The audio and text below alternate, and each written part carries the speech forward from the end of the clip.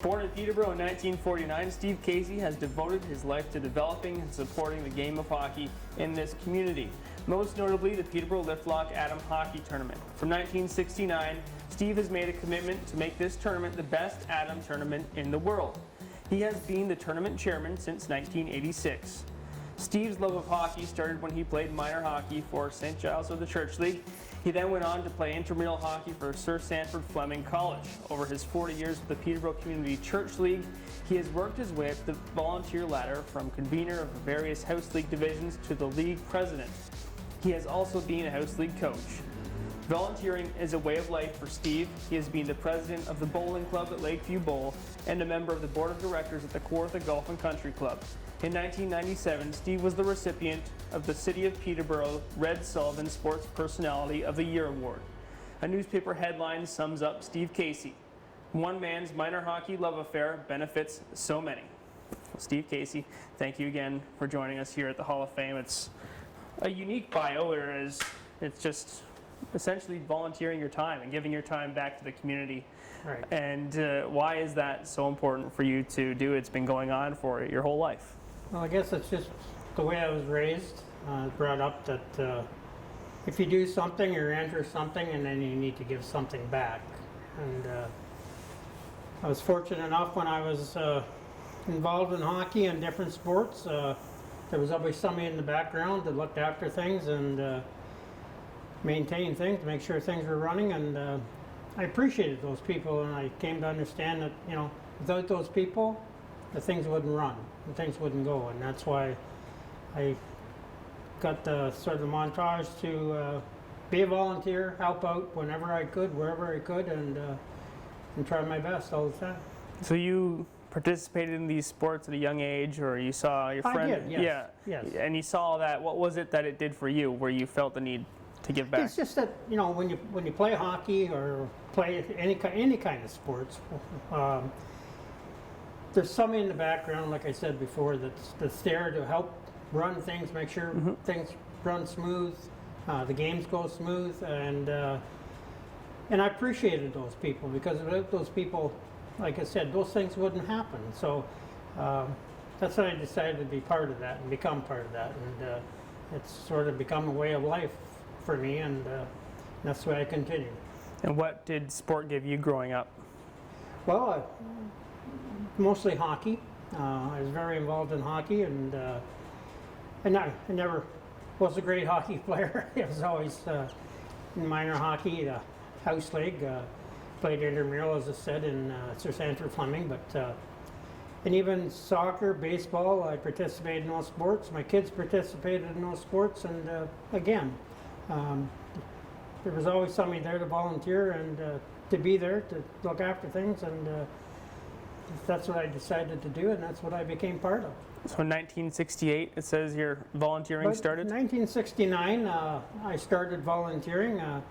Actually, a good friend of mine invited me over to his house one night, and there's a gentleman there, excuse me, by the name of Mr. Reg Green from Northminster Church. And Reg said, "Steve, you played in the church hockey league?" And I said, "I did. I really enjoyed that." He said, "Do you think you'd mind volunteering?" And I said, "Well, certainly. What do you need to do? What do I need to do?" So he told me, you know, 4 or 5 hours a night, be at the rink, set up the things for the kids to play hockey, play the games, game sheets, and it just progressed from there. That I started it at the rink, and kind of like you said before in my biography, I worked my way up to a convener, and then to vice president, and then to become the president of the Peterborough Community Church Hockey League was a great honor. And then being part of the being a president of the Peterborough Community Church Hockey League, part of those duties was to sit on the board of directors for the Liftlock Atom Hockey Tournament. So I sat on that board for 2 years as president, past president of the Peterborough Community Church Hockey League. And when it was my turn to leave, step down, Mr. Jack Guerin and Mr. Don Dorset approached me and said, "Would you be interested in volunteering on the board for the tournament? We really appreciate your work you've done over the past couple of years." And I said, "I would certainly appreciate that." And I joined the board of the Liftlock Adam Hockey Tournament, and again, over a number of years, finally worked my way up to chairman and served in that position for 26 years until I eventually retired from that position. Now, you would go to work all day and then you'd spend all that time volunteering. How it seems like it would be taxing for most people, and I know you like giving back for Yeah. what you experienced, but there had to be times where you wondered what you were doing. Oh my goodness, the hours I'm putting in here. You know what? It was never work. Mm-hmm. It was something that I enjoyed, something I liked doing. I'm very thankful that I have a loving wife, and she understood. Well, she knew what she was getting into when we got married, so I was heavily involved at that time in helping out in hockey. So, like I said, so yeah, it was probably maybe 2 to 3 nights a week that I went to the rink and did my thing. But I was lucky it wasn't. I didn't think it interrupted my family life or whatever, or my work. If something happened, and it happened, and that was it. So. But I was very fortunate, again, for my family and for my wife to be that understanding, and eventually my wife joined me. She finally realized that you can't beat them, you have to join them, so she became part of the, at that time, the Liftlock Adam Hockey Tournament Board of Directors, and she looked after, started working volunteering, then she came onto the board, and she spent over 21 years on the Board of Directors after that with me, so. It was good. No, I'm only familiar with, I guess, the modern version of the Liftlock tournament. What did it go from? I know what it can get to, or what it's been to, a really big tournament played here at the Peterborough Memorial Center. Right. Kids get that big game experience, but what did it start as, and how far did it go? It started way back when as a one-day 18 tournament for Pee Wee under the auspices of the Peterborough Community Church Hockey League. And then a group that ran the tournament, Jack Guerin, Don Dorsett, Lloyd Hardy, Howie Eastman, they approached the Peterborough Community Church Hockey League about making it a larger tournament, a 2-day tournament, bringing in more teams, and it was voted on at that time, and it passed by 1 vote at the board of directors for the church league that they would expand it to a 2-day tournament. And then the Ontario Minor Hockey Association decided to change the name from Pee Wee to Adam, and then and that's the way it started with the Adam Hockey Tournament, and it just continued, seemed to grow from there. I can remember when we first started out, when the kids were playing hockey, it was a smaller 2-day tournament. We used to feed all the kids.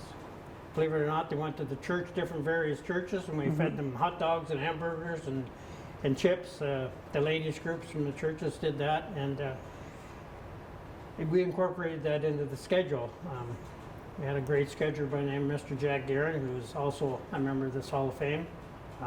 Jack did a great job until his passing as scheduler, and through his tutorage, I appreciate it and learned all through him. And Mr. Don Dorsett as well, who's also in the Hall of Fame.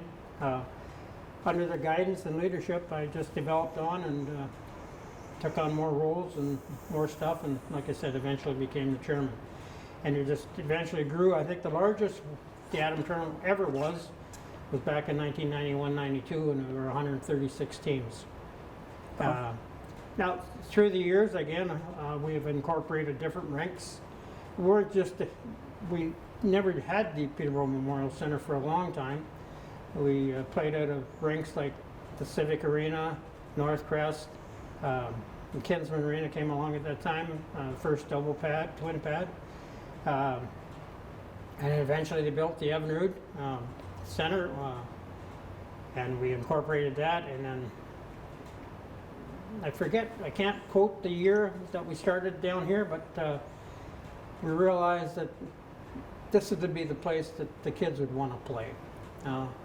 So we approached the city, and sure enough, they granted us the opportunity, having the this down here, so at the Memorial Center, so we continued to use it for Friday, Saturday, and Sunday, and it became the headquarters of the Lift Lock Adam hockey tournament. Were there moments as you were developing the tournament where you just stood back and said wow, or were there moments where you kind of relished in what you'd been a part of creating? You know what, I didn't feel that I created anything. Again, it was the people before me that got things started and grew, and I just carried on with their understanding and their tutelage. So yes, there were times that I kind of stood back and said to myself, wow, this is amazing that we can come this far. But then, you looked around the room, and I had some great volunteers on the board, and God, we had over close to one time 450 volunteers from the city that worked at all the different rinks. And that was just amazing, because it wasn't a matter of fact of going out and trying to solicit volunteers. Once they started to work and volunteer their time for the tournament, they would phone and say, are you running the tournament again this year? We'd say, yeah, count me in, I'll be there. And for 400 and 450 people within the city of Peterborough to volunteer their time, some of them spent 2 or 3 hours, some of them spent all day at the rinks to help out. And again, to those people, it was just, I can't thank them enough for what they did to make the tournament what it was, or what it is. Why do you think they were so eager to volunteer their time? I think it's just the camaraderie, the way the tournament was. They knew it was a well-run tournament, the way we had things laid out. It wasn't a work commitment to them.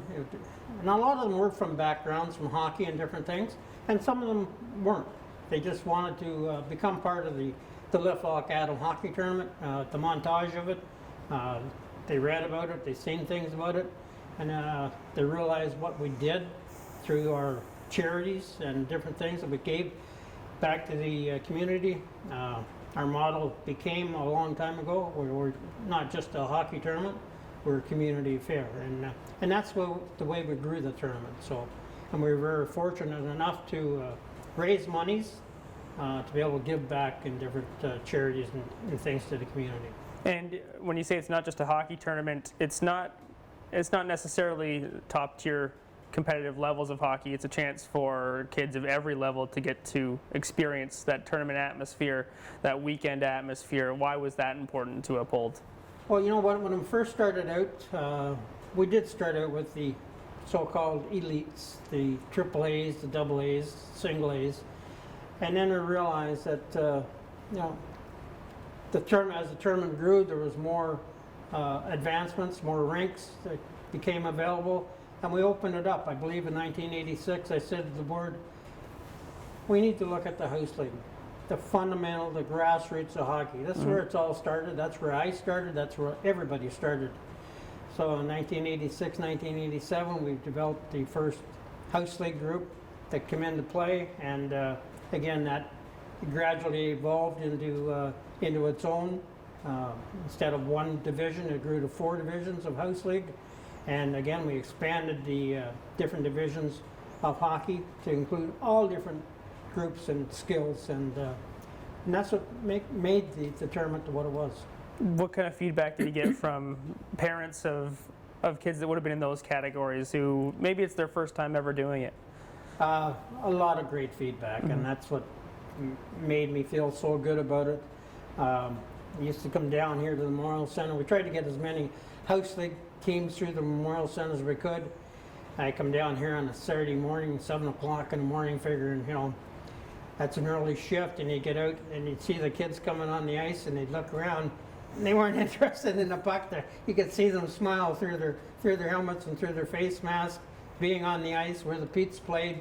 It was fantastic, and to give those kids that opportunity, and it was great. It was heartwarming, and it felt good, and they appreciated it very much. And I'm assuming this is a modern addition to the tournament, but the skills competition over at Healthy Planet Arena, formerly the Evan Rood, but that's something else where I've had a chance to see that and get up close to the action and the excitement where kids get to feel like they're NHL players. Yes. That's something that you almost never experience, a big range skills competition like that. Exactly, and that's one of the things that came out of from one of the board of directors at that time, who suggested that we run a skills competition, again, to advance the enhancement of the tournament. And we're a little skeptical, well, of course, skeptical of all things, but we said, yeah, okay, we'll try it.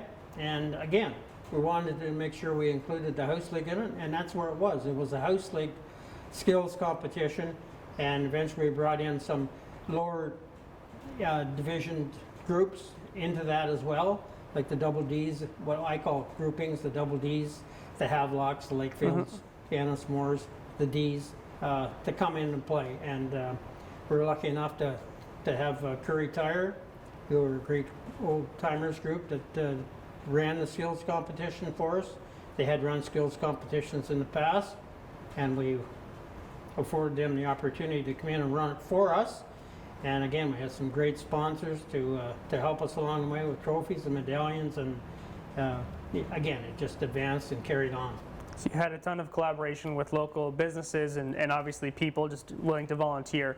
But then on top of that, other sport organizations, they had to be asking you for tips or pointers. And, yes. Yeah. And that wasn't a problem. We didn't want to hoard what we did. We wanted to help other groups grow just like we grew. And we had different tournaments approach us and ask us, well, how do you do this, or what did you do there? And we had no secrets.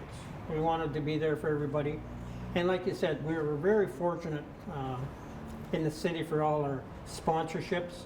Again, when you approach somebody for a sponsorship, whether it be a small trophy or whatever, an ad in our program, they were always there. And again, we went back year after year, and there was nobody hesitated. Because they all appreciated what we did.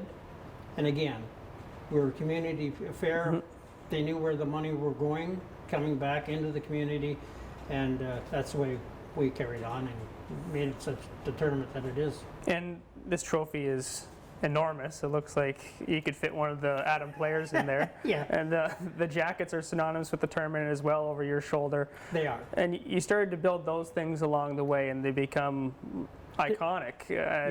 And why do you think it is that those things stand out so much? I think because people realized what the tournament was again, and because it's part of the community.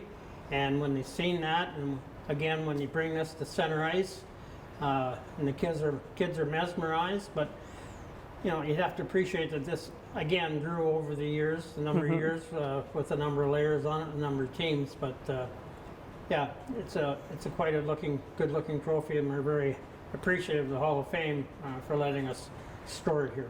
Did you remember when this was, well, I guess I'm assuming this trophy isn't dating all the way back to 1959, it's going to be newer than that. Right. But why was it, do you guys just wanted to have a huge trophy to really match the energy of the tournament? Again, yes, another idea came up for the trophy to again put all the teams on it before we had, and we still have the plaques for the individual divisions, but we decided we wanted to make it a little more noticeable, so we put a tender out for the trophies, for the large trophy, and eventually came up with this design and just gradually grew it from there. All right, yeah, it's And huge. it is, it is.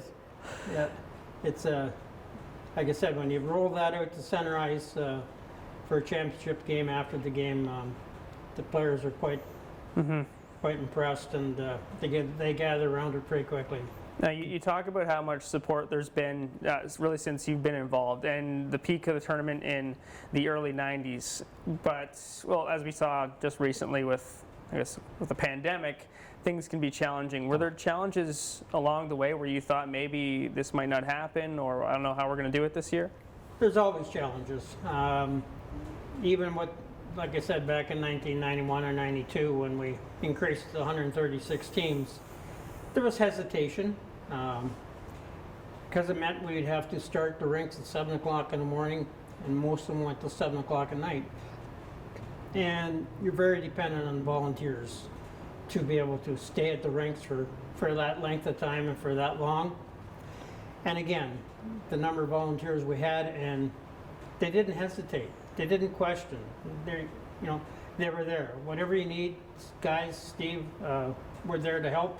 And I think that's what made again, I can't say enough about the volunteers and the people that stood behind us all the way. So, and we're very lucky that as we grew and as we went, we continued to maintain that standard. We did decrease it from 136 because we felt it was a burden on a lot of people, so we dropped it down to 122 teams and kind of carried that basis along for a number of years.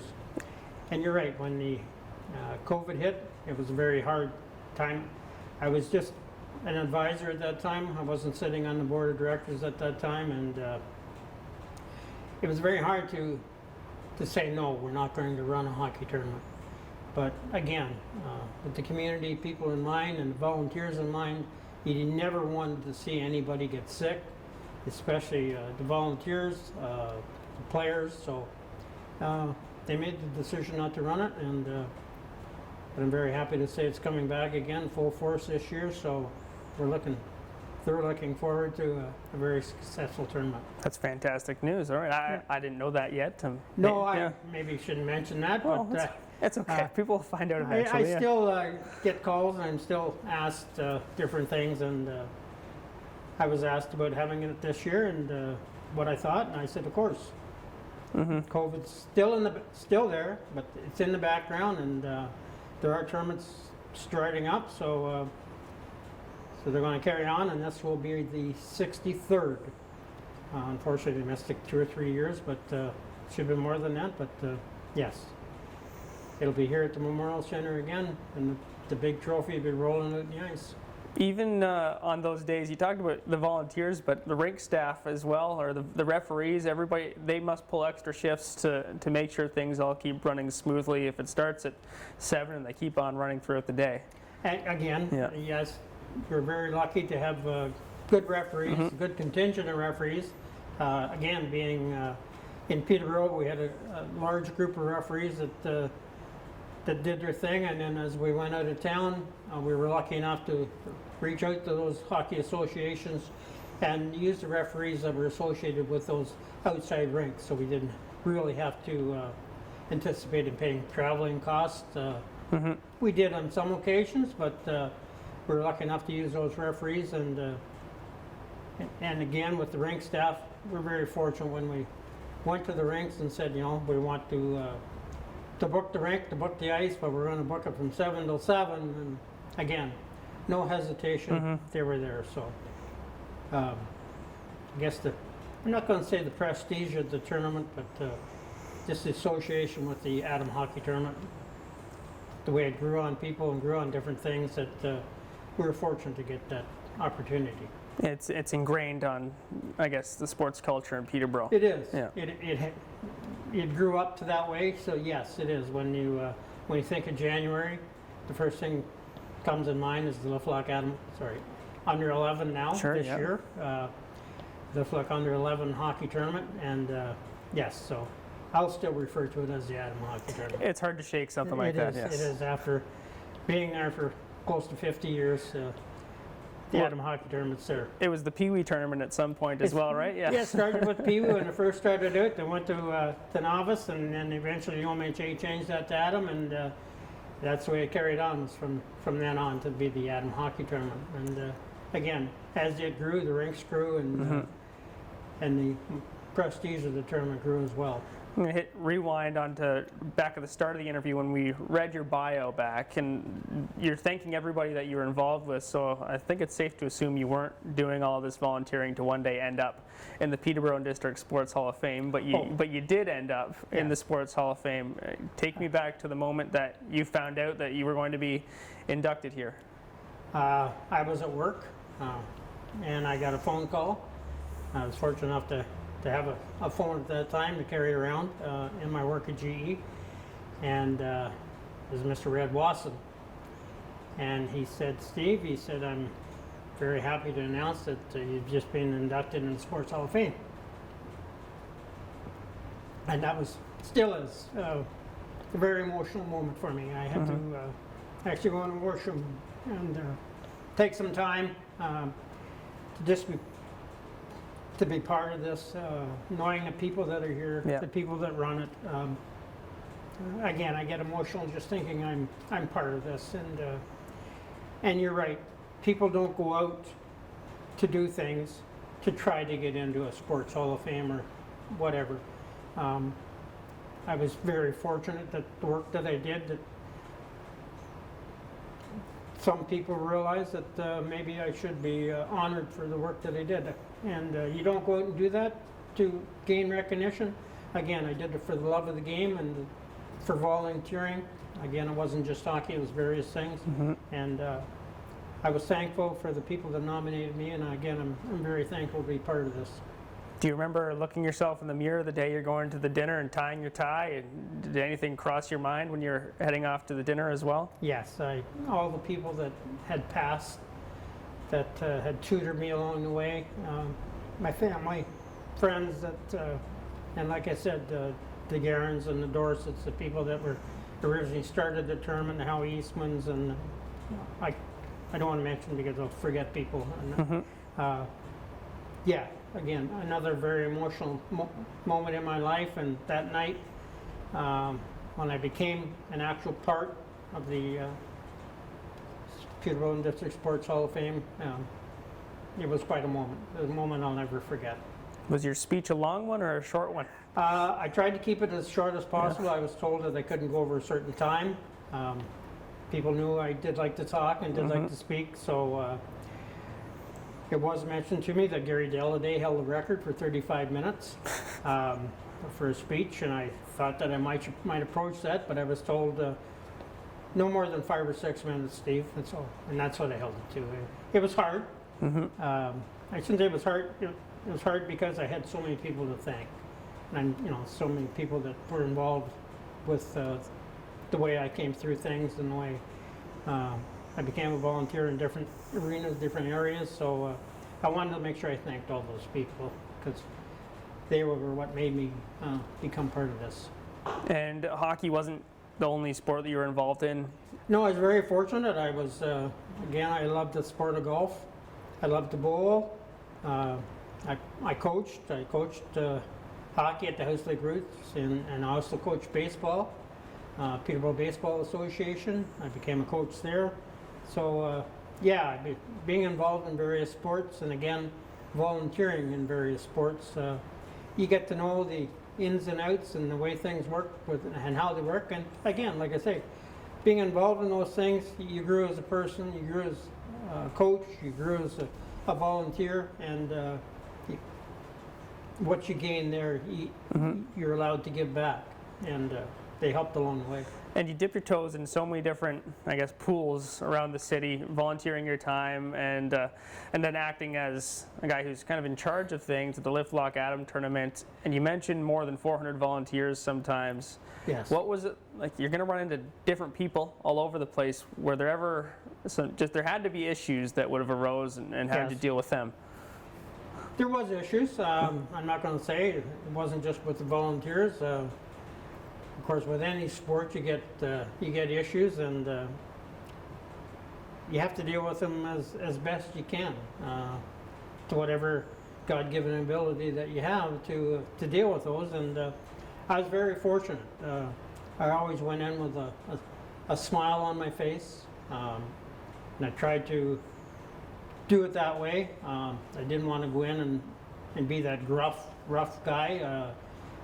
To me, you don't gain anything that way. So I was fortunate. I did have some disputes, and I'm not going to say I didn't. I had one time somebody was going to take me to court and sue me. I'm very fortunate we didn't get that far. When we explained to him the situation and how things were going to happen, and I had the complete backing of the Ontario Minor Hockey Association. So. That didn't go much further than a letter from the lawyer that we had helping. So again, everybody runs into those disputes, no matter what you're involved with, and again, I was lucky, I only had 2 or 3 of them. So Are you willing to divulge any information on that? no, we're going to No? keep that one in the back of my mind. Okay. I'll take that one with me to my grave. So Okay, that's fair enough. And well, when you're acting like that, as you're the head of an organization and it's a community-run organization, how much responsibility do you feel when you are encountering those situations? you know what? I didn't feel like I was the boss. Mm-hmm. Again, like I said, I had a great board of directors behind me. But yeah, I was the focal point. If something came up, I was the one that got the call. I was the one that went out and approached and tried to calm the situation as best as possible. But I knew I had a great board behind me, people behind me that if I needed any help, they were there. And if a situation occurred at the rink, we had great people at the rinks that were there to help me as well. And again, I didn't feel I was the boss. I guess it's just my upbringing that you know, I was there to do a job, to help out and volunteer the best I could. And if at that time I happened to be the chairman, that was the position I had, and that was what I did. So again, I was very fortunate that I was asked to many events and by different associations and different media, and I got the privilege to represent the Lifflock Adam Hockey Tournament and what it meant to the community, and I still carry that on. And you mentioned media there. I know Gary Dalliday and Ed Arnold would have been guys who supported and Mike Davies along the way, Oh, Pete yes, as well. yes. Everybody would have supported the organization through the media. Yeah, but- again, we're very fortunate, you know, just like you said, all the media people in Peterborough and surrounding communities, the Dallidays, and yes, I can remember being down at the Memorial Center, and Gary used to broadcast down here from the auditorium for 2 or 3 hours a day, and went on like that. And Mike Davies is down here, and different people like that. And all the media, the newspapers, the radios, they all became part of it. And again, it wasn't the fact that you had to approach them. They knew that January was coming, they knew the Adam tournament was coming, and they kind of, I'm not going to say looked forward or booked the time, but they knew the tournament was there, and they knew what was going on and what we wanted and what we expected, and they were there to provide that. And again, very appreciative of everybody in the media. I think that, well, I'll just speak on behalf of myself. Yeah, it is an exciting time. Just to be involved in it, you can feel the energy from the teams when they do come through the building and the excitement.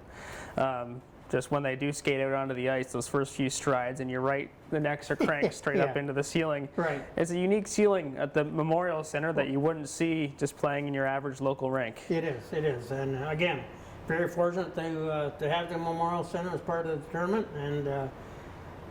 and for that reason, we tried to get as many teams through here as possible, just to get them that experience, and to hold all our championship games down here. We refer to it as Championship Sunday, and again, 7 o'clock in the morning. We started with the first group, who always happened to be the house league group, and carry on till 6 or 7 at night to end it all up. Now, when you go out for dinner or lunch, do you just sometimes run into people who have something to say to you about the tournament? Oh, all the time. Yeah. Not as much now, but when I was the chairman, yeah. Again, I guess it's being part of who you are and what you are that you do get approached. Sometimes with good comments, sometimes with other comments, and but you take them all in stride and you appreciate whether it's. And again, you cannot grow a tournament unless you have critiques, and that's what I always said. It's great to have the accolades and everything from people. Oh, you guys are great, you do a great job. But it's also good to say, look it, guys, why don't you do this, or you shouldn't have done that type of thing, and you grow from that and you understand that. And I think that's the great part of the tournament, the great part of the board of directors. We appreciate that, and we appreciate those remarks. And we take them into consideration, and I think that's why the tournament is where it is right now. When you are able to see a tangible economic effect on the city of Peterborough for the tournament that you're taking part in building as well. I know that's something else we keep on going back to, reflecting on things, but when you do see the numbers, X amount of people in hotel rooms, X amount of dollars spent at restaurants, Right. and you realize that what you're doing goes beyond sports and into actually positively impacting the city of Peterborough. I think, and again, Dan, that's why we became the model of the tournament. We're not just a hockey tournament, we're a community of here, because we realized the impact it had. In fact, we did a financial impact study a long time ago. A professor by the name of Mr. Harry Kitchen worked at Trent University, and we approached him to do a financial impact study on the tournament, what it had on the community.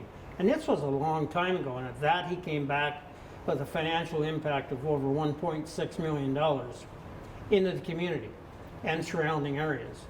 And that kind of blew us away. We didn't realize that there was that much impact, financial impact. What year was that? Sorry? Unfortunately, I can't remember the exact year. It was in the early 90s, or maybe even before that. And again, realizing now the financial dollars and stuff, the financial impact is probably well over $2 million. We haven't had the tournament in 2 or 3 years, and they haven't had, so, but I'm quite sure coming back with the size of it, that's the impact that it has. Now, that's monies we didn't get, but it's money that went back into the community. You know, the guys that bought their gasoline, and you know, they bought souvenirs, and they bought where they stayed and different things.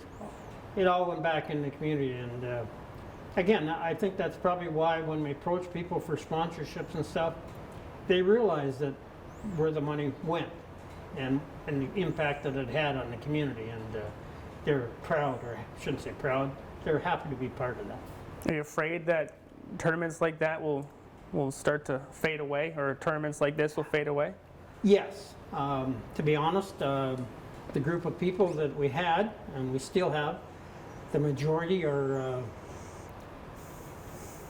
and I come back to a comment I made a long time ago from a gentleman approached me. He said, you know, it's great to play in a tournament like this, because when you look over at the penalty box of the referees and you see the gray hair, he said, you know that they're people that know what they're doing. And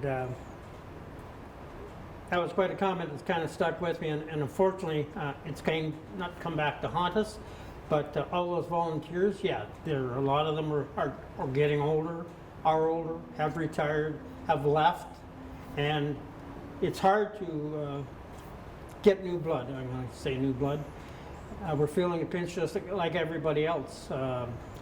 For board of directors all over in different areas, it's hard to get that commitment because people are so involved now with different things, with families, other things, that they don't want to commit the time that it takes to do things and to run things right. So unfortunately, I don't want to say anything because I'm not part of the tournament anymore, but I can see, and I know other tournaments that have stopped because of that reason. They couldn't get volunteers or people to help, and I don't want to say, but unfortunately, maybe down the road, this will be a reflection of the past. Mm-hmm. What do you think would need to happen? I know it's kind of the million-dollar question, but your involvement was based off of your experiences as a child in this tournament, and then those experiences continued all the way down these years. Why do you feel that maybe the guys who were in the 90s or the early 2000s aren't getting back involved? Again, I appreciate that they have other things to do. Yep. The way the things have evolved, that they're more family oriented, or the work commitments now are more than what they used to be, and they just want to. A lot of people don't want to give that commitment of time that it needs to, especially on the board of directors, to run a tournament this size. There's a lot of hours you have to put into it, and a lot of people don't want to commit to that. Mm-hmm. I'm quite sure if we ran the tournament, there's a lot of people who would commit 3 or 4 hours to the tournament on the weekend. But that's great for the weekend, but you need the people behind the scenes to get that all started and to get that all run And again, when they're getting older, or even trying to bring the younger ones on that have a different work commitment, a different opportunity to do other things, especially this day's society, that it's hard to get that. And unfortunately, I've seen it with different things happening around the city and around the communities, that they're no longer there because of the lack of volunteers. Mm-hmm. Yeah, volunteerism is a tough thing to come across. It as is. well, yes. As you well know yourself, and yeah, it is. Again, I no rhyme or reason why, other than it's just a social aspect now. So it's hard to get the volunteers to commit the time that time is needed to run a large thing such as this. Well, maybe, I guess, the renaissance of the tournament, when it comes back around in January of this year, it might make a bit of a footprint or a stamp on things. I'm hoping once they revive it, I'm not going to say revive. Everything had to go away for a couple years. Everything had to go away. It has to start up again. That people were, hey, it's the Lift Lock tournament. Yeah.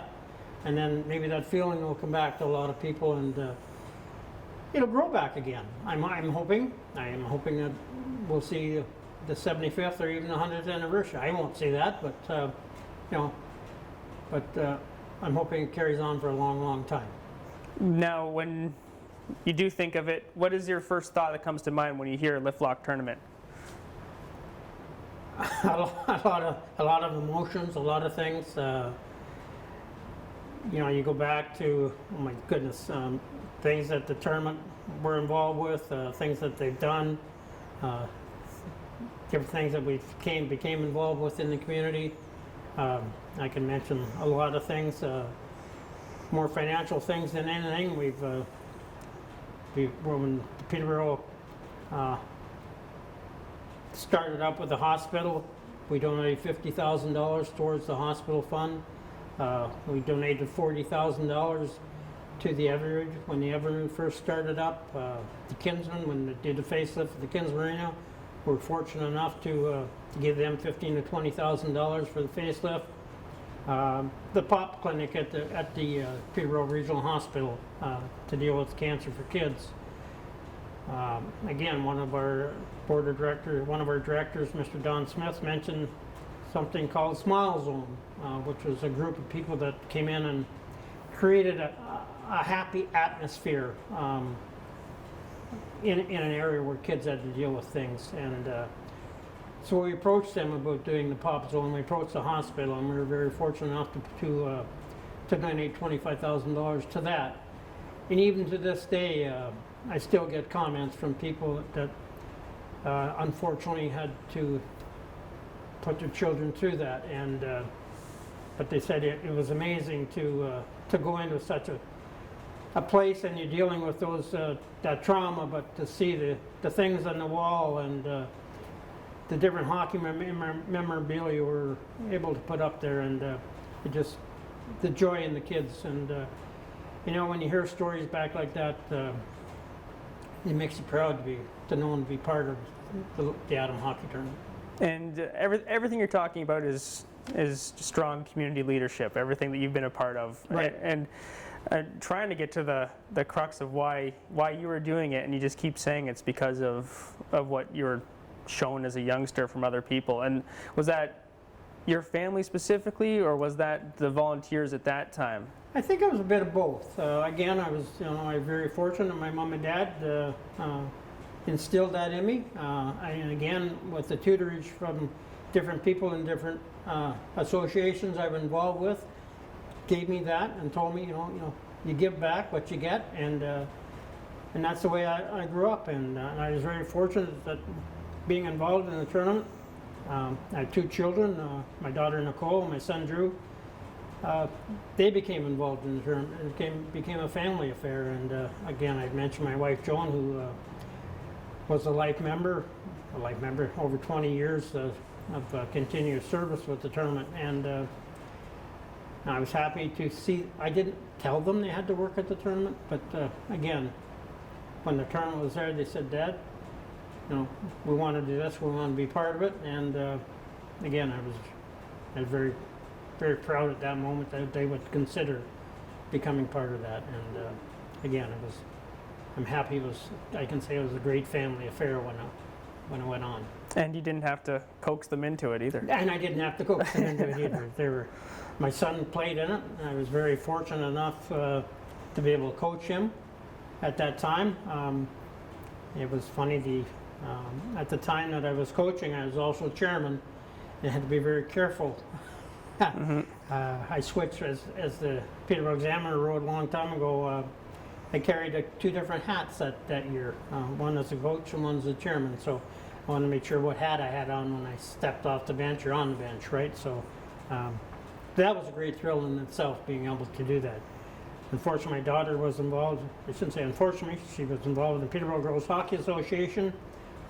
We brought them into the tournament, but it was after she had already graduated from girls hockey, and she didn't really get a chance to play in the tournament, but she volunteered in the tournament for many, many years, and I'm quite sure it was still on.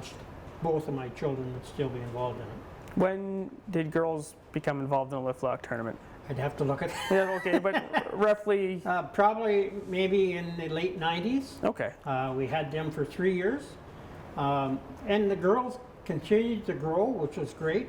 And on the Rose Powers, they had a great leadership there, a leadership team, and they continued to grow. And eventually evolved, and they had their own Peterborough Girls Hockey Association tournament. And it hopefully continued to be a huge success. And it's great to see those tournaments, look after or sort of mimic the Adam Hockey Tournament and carry on, and you're proud to see that happen. Mm-hmm. No, I won't even ask you what you expect your legacy is in Peterborough sports, because I think it's pretty loud and clear, and it's a lot of the Liftlock Adam tournament, and it stretches beyond and beyond, as you talked about the community, the financial impact, the people who just had those experiences. And I'll ask you how proud of, I guess, yourself, because you seem to be thanking everybody else, but how proud of yourself are you for what you were able to accomplish in your time spent in the Peterborough sports community? Again, I don't consider myself any more special than anybody else. I don't know why I like to pay homage to the people that, because if it was just me, things wouldn't get. You need that help. You need the people that you can say, I want you to do this, or can you do this, or I want you to be able to look after that for me. You just can't go and do it all yourself. It's not a one-person thing. It never was a one-person thing. It was always the 15 or 16 members of the board, the 450 volunteers over the number of years. It was the different people that were involved with it. Again, it was the community. And I was very fortunate to be front and center of that, and kind of took the glory of that and directing that. I'm going to say I had my foot in a lot of things.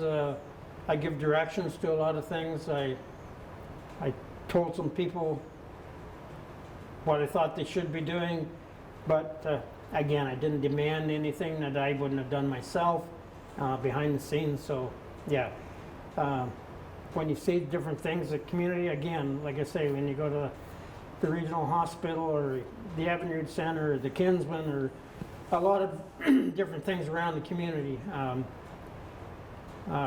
and every time I go to the Avenue Center to watch my grandchildren play hockey, and I walk past that the wall of honor that we were able to put up there, and look at the names and look at the different people that were involved. Again, a very emotional moment when we put that up, and again, I still get chills when I walk by that, to consider the number of people that are on the wall of honor associated with this. Mm-hmm. Well, you're committed to being modest, so I'll say. Well, thank you. So I'll say thank you to you for everything that you did in the sports community here in Peterborough.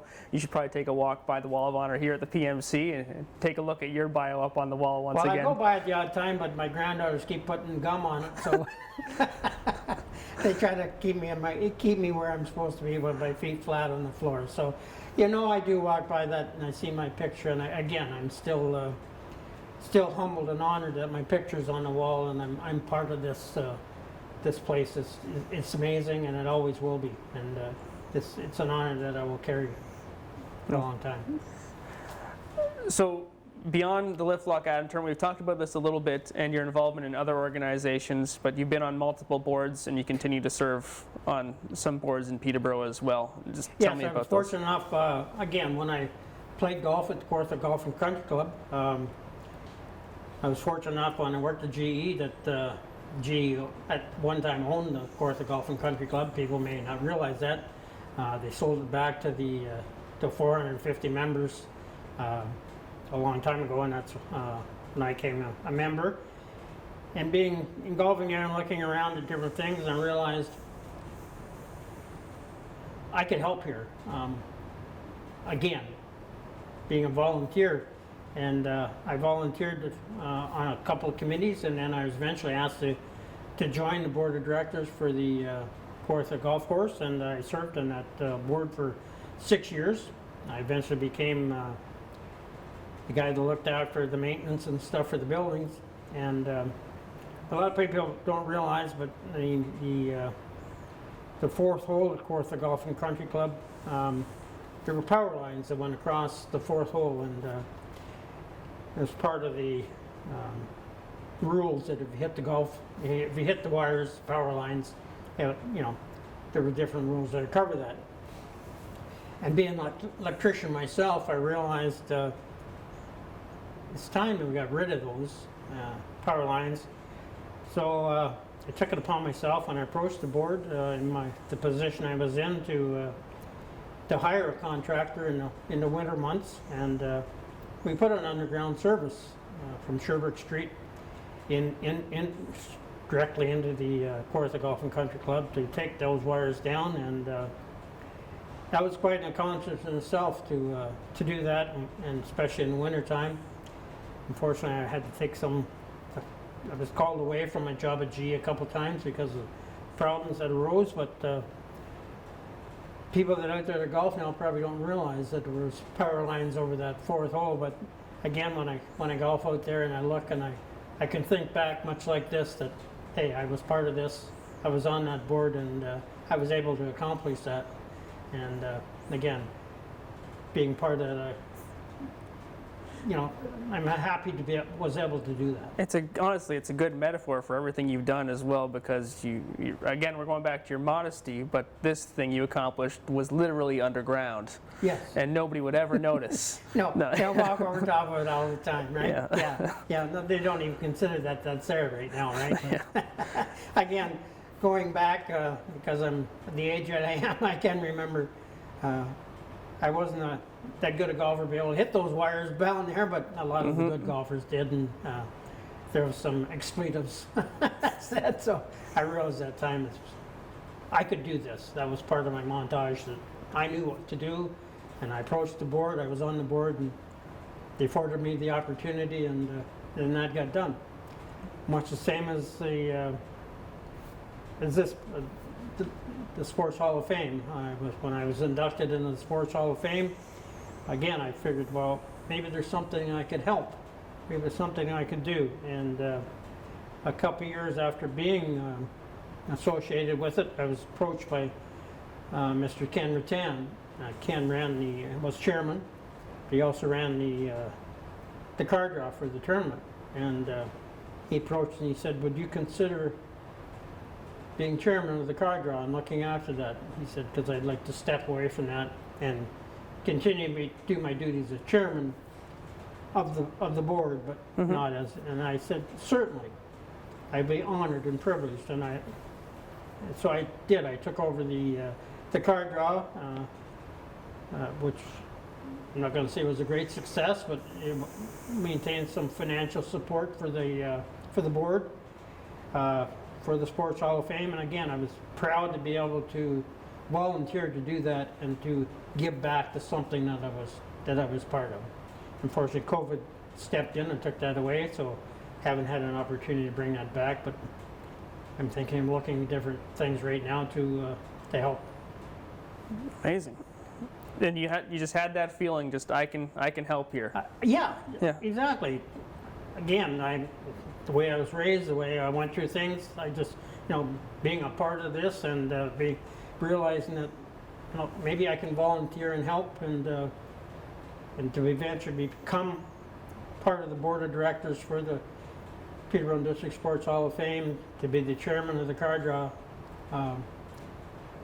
Again, another thing that I'm very proud of being able to do that. Well, Steve, it's an unconventional body of work because it seems like it was entirely thankless, and I know you found joy in it. Yes. But so there are a lot of people that wouldn't find joy in doing all that work to make sure that other people were able to have a good time. So once again, thank you to you for everything you did, and thank you for your time today. Thank you very much, Dan. I appreciate it.